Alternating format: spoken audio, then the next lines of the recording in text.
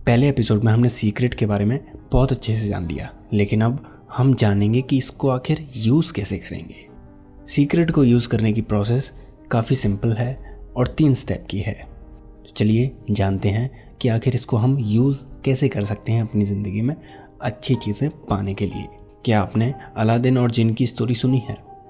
उसमें अलादीन को एक लैंप मिलता है और जब वो लैंप को घिसता है तब उसके पास एक जीनी निकल के आता है उस लैंप से और कहता है, आपकी 3 इच्छाएं मैं पूरी कर सकता हूँ। ऑथर बताती हैं कि अगर आप इतिहास को छानोगे और स्टोरी की शुरुआत में जाओगे तो उसमें ऐसा कुछ नहीं था। उसमें 3 विशेस नहीं थी। उसमें जितने भी आप विशेस मांगोगे वो सारी पूरी हो जाएंगी। ऑथर कहती हैं कि ये अलादीन का जिन हमारा यूनिवर्स है और हम अलादीन हैं। आप जो भी यूनिवर्स से मांगेंगे वो आपको यूनिवर्स ला के दे देगा। इस स्टोरी के मुताबिक लॉ ऑफ अट्रैक्शन एक जीनी है और हम उसके मास्टर। अब इस जीनी को कैसे पता चलेगा कि हमें क्या चाहिए? आप जिस बारे में भी बात करेंगे, जिस बारे में भी सोचेंगे, जिसको लेकर आप एक्शन लेंगे, तो जीनी समझेगा कि इन सारी चीज़ों का मतलब है कि आप उस चीज़ को चाहते हैं और वही जीनी आपको ला कर दे देगा। लॉ ऑफ अट्रैक्शन का 3 सिंपल स्टेप का प्रोसेस है जिसको यूज़ करके आप अपनी ज़िंदगी में कुछ भी हासिल कर सकते हैं। पहला आस्क, दूसरा बिलीव, तीसरा रिसीव। पहले स्टेप में हमें यूनिवर्स से मांगनी है वो चीज़ जो हमें सच में चाहिए। आप पेन और पेपर लेकर बैठिए और ये डिसाइड कीजिए कि आपको आखिर चाहिए क्या है। अगर आपको कुछ चाहिए है तो आपको उसके बारे में बहुत ही ज़्यादा क्लियर होना पड़ेगा, क्योंकि अगर आप क्लियर नहीं हो और मिक्स्ड फ्रीक्वेंसीज यूनिवर्स को भेज रहे हो तो आपकी ज़िंदगी में भी मिक्स्ड रिजल्ट्स आएंगे। आपको अपना फोकस पूरी तरह से एक जगह पे पिन पॉइंट करना होगा। आपको अपनी सारी एनर्जी, फीलिंग्स और बिलीव्स एक जगह पर रखने होंगे, तभी यूनिवर्स आपके लिए वो चीज़ ला पाएगा। दूसरा स्टेप है बिलीव। अगर आप किसी चीज़ को पाना चाहते हैं तो आपके अंदर ये भरोसा होना चाहिए कि वो आपकी ऑलरेडी चीज़ हो चुकी है। आपके अंदर कोई भी उसको लेकर शक नहीं होना चाहिए। आपको पूरी तरह से उस चीज़ पर भरोसा होना चाहिए। अगर आपकी सोच में ये है कि मेरे पास वो चीज़ अभी नहीं है तो वो आपके पास कभी नहीं होगी। आपको ये बिलीव करना होगा कि आपके पास वो चीज़ ऑलरेडी है जिसको आप पाना चाहते हैं। आपको ये फ्रीक्वेंसी निकालनी होगी, यूनिवर्स तक पहुंचानी होगी कि आपके पास वो चीज़ ऑलरेडी है, क्योंकि तभी वही सेम फ्रीक्वेंसीज आपके पास अट्रैक्ट होंगी और यूनिवर्स आपको वो चीज़ लाकर दे देगा। अगर आप किसी घर की या फिर गाड़ी की बुकिंग करते हैं तो आप कुछ दिन बाद ही उस बुकिंग की जगह कोई और बुकिंग नहीं करते ना। उसी तरह से अपने गोल्स को भी बार बार चेंज ना करें। अगर आपको कोई चीज़ अट्रैक्ट करनी है अपनी तरफ तो उस चीज़ के बारे में ही सोचें, फोकस्ड रहें। अगर आपको अपनी ज़मीन जायदाद मिली है तो आपका ये पहले से ही भरोसा था कि वो मेरी है, वो मेरी ही होने वाली है एक दिन, कभी ना कभी वो मेरी होगी। ऐसा भरोसा आपके अंदर था, आपके अंदर उसको लेकर कोई भी डाउट नहीं था। इसी तरह से आपको अपना बिलीफ स्ट्रॉन्ग करना है अपनी गोल की तरफ, तभी आप उसको अट्रैक्ट कर पाएंगे। अगर आप थोड़ी सी भी रिसर्च करेंगे तो आपको ये पता चलेगा कि जिन लोगों ने भी बहुत ज़्यादा अचीव किया है उनके अंदर वो भरोसा था पहले से ही कि वो चीज़ वो अचीव कर सकते हैं, और इसी तरह से उनके भरोसे ने उनको वो चीज़ अचीव करने में मदद की, तो यूनिवर्स ने उनकी मदद की। ज़्यादातर समय ये होता है कि जब भी हमें कोई चीज़ नहीं मिलती जो हम पाना चाहते हैं तब हम फ्रस्ट्रेट होने लगते हैं और डिसअपॉइंट होने लगते हैं, जिसकी वजह से हमारी फीलिंग्स, हमारा बिलीफ कमज़ोर होने लगता है और हम उस चीज़ के ना होने की फ्रीक्वेंसी अपने आप से निकालते हैं, जिसकी वजह से वो चीज़ फिर हमारे पास नहीं आ पाती। तो इसलिए फोकस रहें, अपनी फीलिंग्स को अपने गोल की तरफ रखें और उस पर भरोसा करें। तीसरा स्टेप है रिसीव। पहले स्टेप में आपने वो चीज़ मांग ली जो आपको चाहिए। दूसरे स्टेप में आपको ये भरोसा है कि वो चीज़ आपके पास ऑलरेडी है, और अब तीसरे स्टेप में जब वो चीज़ आपके पास है तब आप कैसा फील कर रहे हैं वो आपको फीलिंग अपने अंदर जनरेट करनी है।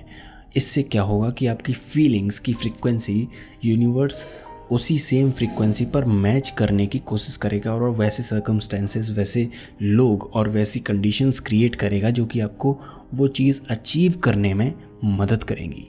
आप वो सारे काम कीजिए जो कि आपको वो फीलिंग जनरेट करने में मदद करे। जैसे अगर आपको कोई कार चाहिए तो उस कार की टेस्ट ड्राइव लीजिए। अगर आपके दोस्त के पास वो कार है तो उसकी टेस्ट ड्राइव लीजिए। अगर आपको कोई घर चाहिए तो आप उस घर को जाके देख सकते हैं, उसके अंदर कैसा आपको फील होगा, वो चीज़ आप फील वहाँ पर कर सकते हैं और उस फील को रिटेन करते हुए अपने आप को बार बार वो फीलिंग आपको याद दिलानी है। आप जो भी कर सकते हैं अपने गोल को अट्रैक्ट करने के लिए वो चीज़ करें।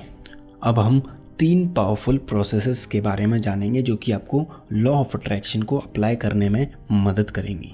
पहली, ग्रैटिट्यूड। जब भी आप कोई चीज़ पाना चाहते हैं और अगर आप उस चीज़ को लेकर ये फील करेंगे कि आपको वो चीज़ ऑलरेडी मिल चुकी है और आप उसके लिए यूनिवर्स को थैंक यू बोलेंगे, भगवान को थैंक यू बोलेंगे, आप शॉपकीपर या फिर किसी भी इंसान को जो भी उससे रिलेटेड है उसको थैंक यू बोलेंगे, तो इससे आपकी एनर्जीज शिफ्ट होंगी। आपके अंदर वो फीलिंग आएगी जो कि आपको वो चीज़ खरीदने के बाद आनी चाहिए। इससे आपकी फ्रीक्वेंसीज उसी लेवल पर पहुंच जाएंगी जिस लेवल पर आपको वो चीज़ मिलेगी।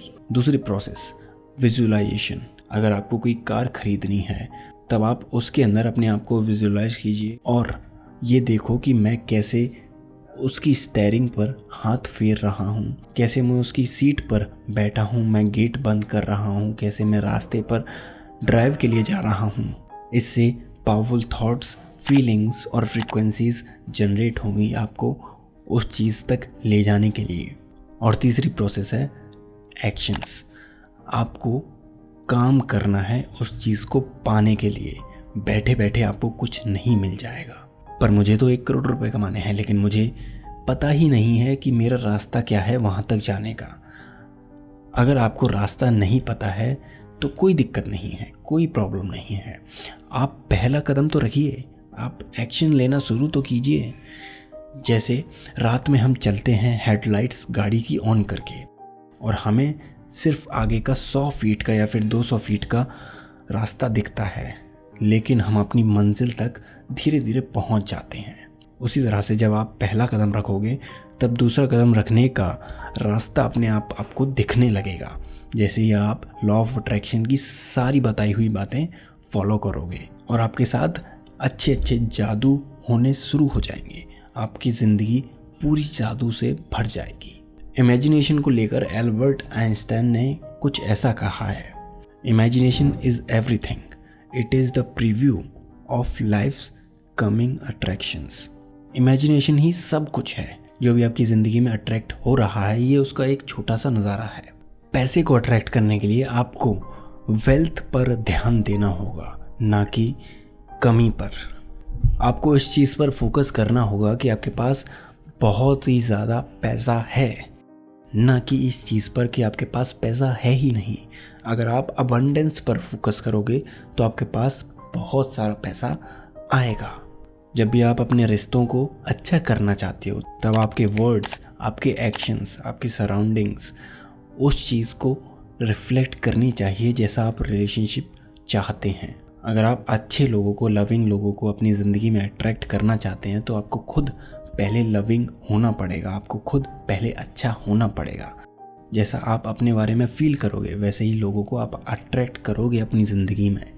अगर आप अच्छी हेल्थ को अट्रैक्ट करना चाहते हैं, अपनी अच्छी हेल्थ करना चाहते हैं तो आपको अपनी परफेक्ट हेल्थ के बारे में सोचना होगा। आप अगर वज़न कम करना चाहते हैं तो आपको वज़न कम करने पर ध्यान नहीं देना होगा, आपको ये ध्यान देना होगा कि आपका परफेक्ट वेट क्या रहेगा। अगर आपको वज़न बढ़ाना है तो आपको इस बात पर ध्यान नहीं देना है कि आपको कैसे वज़न बढ़ाना है या फिर आपका वेट अभी कम है। आपको परफेक्ट वेट के बारे में सोचना होगा कि आपका परफेक्ट वेट कैसा रहेगा, आपके मसल्स कैसे रहेंगे।